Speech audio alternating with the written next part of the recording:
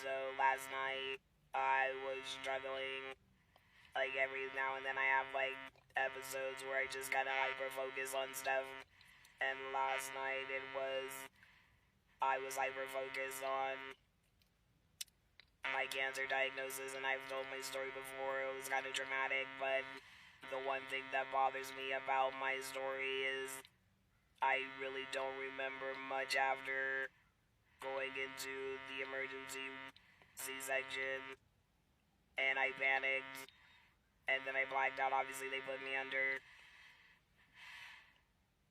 And so, like, yeah, you can read over the hospital notes and talk to some of the physicians. And to be honest with you, a lot of the physicians and nurses were really emotional.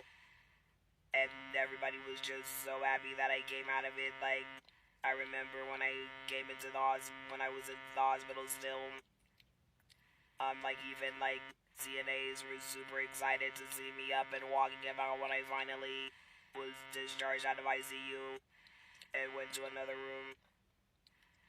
But I was reading some of the notes, and then I, for some reason, just was like, you know what? Let me read the NICU notes for my daughter. I knew that my daughter was fairly healthy, considering she was born at 35 weeks. But they did have some information about me in her notes, and that's where, like, my heart just sank. I had talked to my family about a month ago about it, and my stepmom is the only one that was like more forthcoming with information because she's a retired ICU nurse, and even she gets emotional and kind of like halfway through is like, I really don't want to talk about it anymore. I'm just glad you made it. But she was like, basically, I was in an induced coma. I was sedated, and my husband obviously doesn't want to talk about it at all. And when I ask him, he's like, oh, it all happened in one day. But as I'm reading the notes, I was sedated for like a couple of days.